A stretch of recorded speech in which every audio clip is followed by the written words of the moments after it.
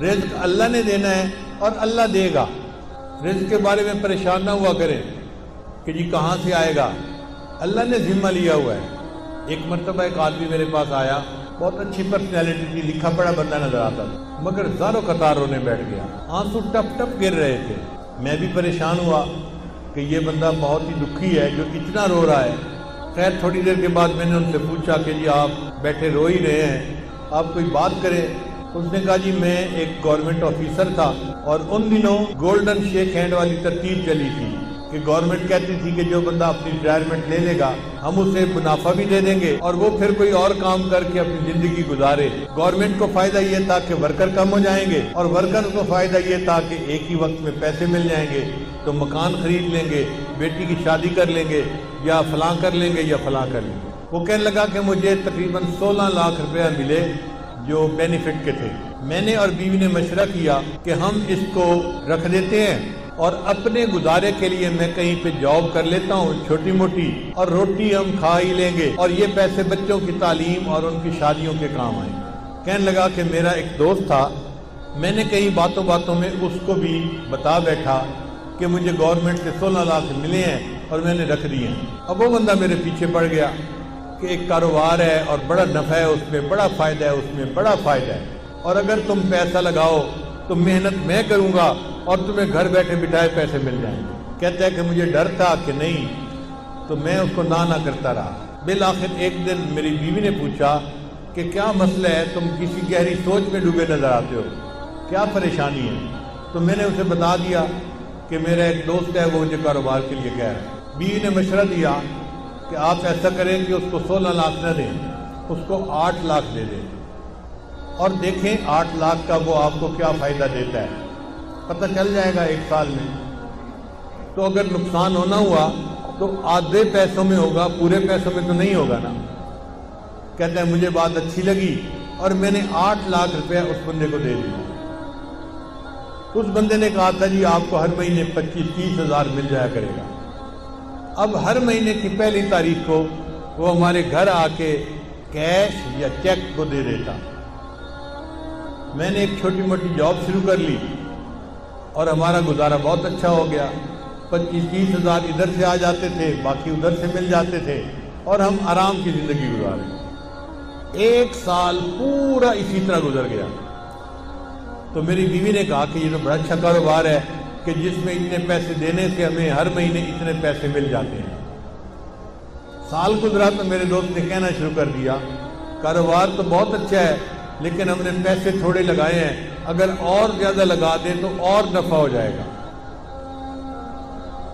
میں نے بیوی کو بتایا, اس نے کہا ہم نے 1 سال آزمایا ہے, دیکھا ہے شریف آدمی ہے, اچھا آدمی ہے, وعدہ پورا کرتا ہے, تو آپ اس کو باقی بھی پیسے دے دیں. کہتے ہیں میں نے اس کو باقی 8 لاکھ بھی دے دیے. اب باقی 8 لاکھ دینے کی دیر تھی, اس نے تو نگاہیں بدل لی, فون میں بات کرنی چھوڑ دی. میں مصروف ہوں, ابھی کال نہیں لے سکتا, میں بعد میں کال کروں گا, میں یہ کروں گا, میں وہ کروں گا. اور جو ہر مہینے پیسے دیتا تھا وہ بھی اس نے ڈیلے کرنا شروع کر دیے. پہلی تاریخ کے پیسے 10 تاریخ کو دیے, پھر دوسرے مہینے اس نے 20 تاریخ کو پیسے دیے, اور تیسرے مہینے مہینہ ختم ہو گیا اور پیسے دیے ہی نہیں. اب میں نے اسے فون کیا, بھئی آپ ہر مہینے پیسے دیتے تھے تو ہمیں گھر میں خرچے میں تنگی ہو رہی ہے, آپ پیسے نہیں دیے اس مہینے. او جی میں نے آپ سے بات کرنی ہے, میں 2 بندوں کو لا کے آپ سے بات کروں گا. اب بات اس نے کیا کی, اس نے کہا جی کہ مجھے تو کاروبار میں نقصان ہو گیا ہے اور 16 لاکھ کے 16 لاکھ ختم ہو گئے ہیں, تو میرے پاس تو پیسہ ہی نہیں آپ کو دینے کے لیے.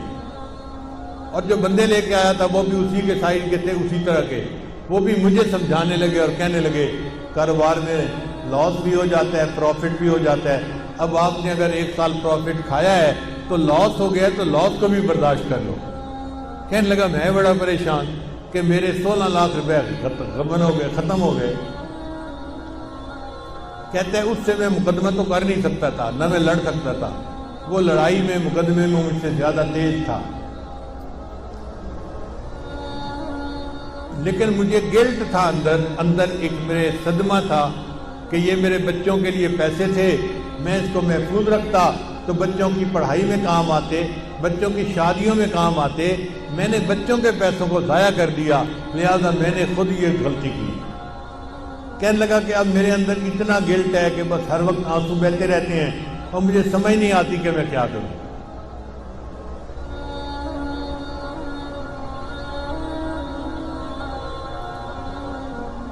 اس کی بات سن کے مجھے بھی بہت دکھ ہوا کہ ایک شریف آدمی اذیت میں مبتلا ہو گیا۔ میں نے اسے تسلی دی، پھر تسلی دے کے میں نے اس سے پوچھا کہ مجھے یہ بتائیں کہ آپ کا رزق کہاں پہ ہے؟ کہنے لگا کیا مطلب؟ میں نے کہا آپ کا رزق زمین میں ہے یا آسمانوں میں ہے؟ کہتے جی آپ بتا دیں۔ میں نے کہا اللہ تعالیٰ فرماتے ہیں وَفِي السَّمَاءِ رِزْقُكُمْ، اور تمہارا رزق آسمانوں میں ہے۔ تو جب ہمارا رزق آسمانوں میں ہے تو ہمارا رزق کوئی ہٹھا نہیں سکتا، کوئی چوری نہیں کر سکتا۔ جو ہمیں پہنچنا ہے وہ اللہ پہنچا کے رہے گا۔ اگر کسی نے پہنچانے میں بددیانتی کی تو اللہ دوسرے ڈاکیے کے ذریعے سے پہنچا دیں گے، کسی اور طریقے سے پہنچا دیں گے۔ اللہ اس پر قادر ہے کہ اس کو پہنچائے۔ اس کو تھوڑا تسلی ہو گئی۔ میں نے کہا کہ دیکھیں آپ کا رزق تھا، اگر کسی نے آپ سے بددیانتی سے لے لیا آپ فکر مت کرو، اللہ آپ کو آپ کا رزق دوبارہ دے دیں گے، آپ پریشان نہ ہو۔ اب اس کا جو رونا تھا وہ بند ہو گیا، ذرا تسلی ہو گئی۔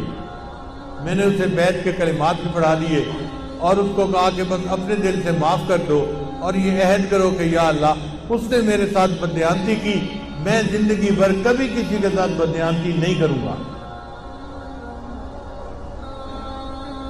اس نے یہ بھی وعدہ کر لیا۔ پھر میں نے کہا اچھا یہ بھی میرا وعدہ کرو کہ جب اللہ آپ کو آپ کی ضرورت سے زیادہ پیسہ دیں گے تو آپ زکوٰۃ پابندی سے ادا کریں گے۔ اس نے یہ بھی وعدہ کر لیا۔ لو جی میں نے دعائیں دے کے اس کو رخصت کیا۔ رخصت ہوتے ہوئے مجھ سے پوچھنے لگا حضرت اب میں کیا کروں؟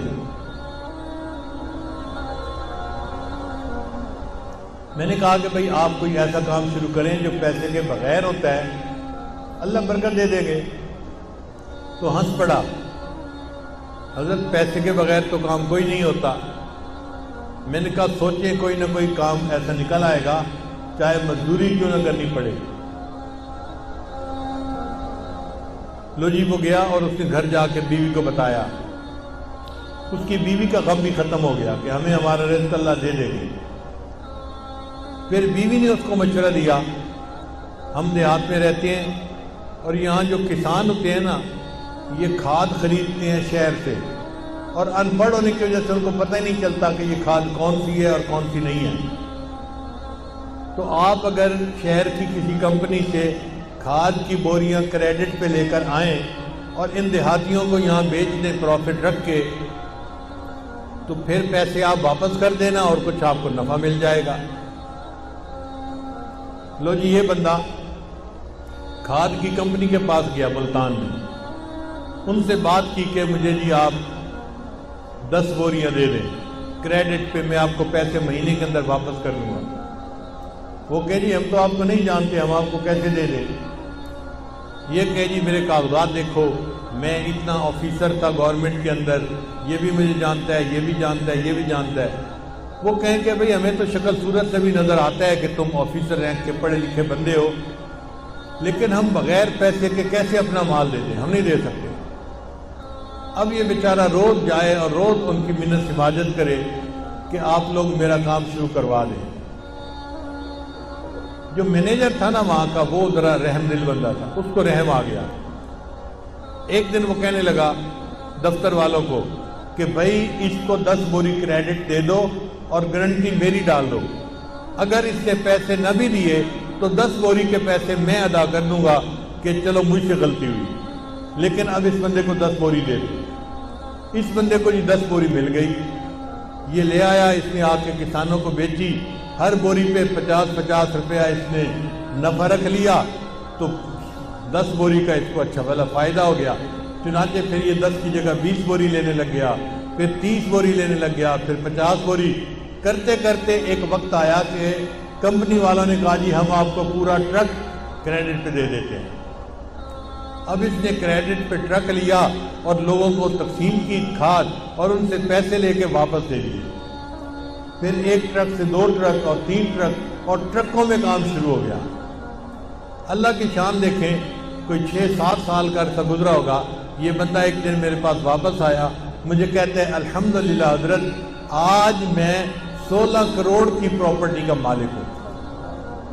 16 لاکھ اس کے ضائع ہوئے تھے، اللہ پہ توکل کی، اللہ نے برکت رزق میں ایسی دی کہ 16 کروڑ کی پراپرٹی کا وہ مالک بنے۔ تو ہم کیوں اس معاملے میں شک میں پڑیں یا اپنے دل میں حرام لگائیں؟ دل میں تسلی رکھیں، اللہ نے جو ہمیں دیا ہے وہ اللہ نے ہمیں پہنچا کے رہنا ہے۔ جب اللہ نے پہنچا کے رہنا ہے تو ہم حرام کی طرف کیوں ہاتھ بڑھائیں؟ اس لیے جو چیز شک میں ڈالے اس کو چھوڑ کے اس طرف آ جاؤ جو چیز شک میں نہیں ڈالتی۔ اللہ تعالی ہمیں ایسے صاف پاک معاملات کرنے کی توفیق عطا فرمائے۔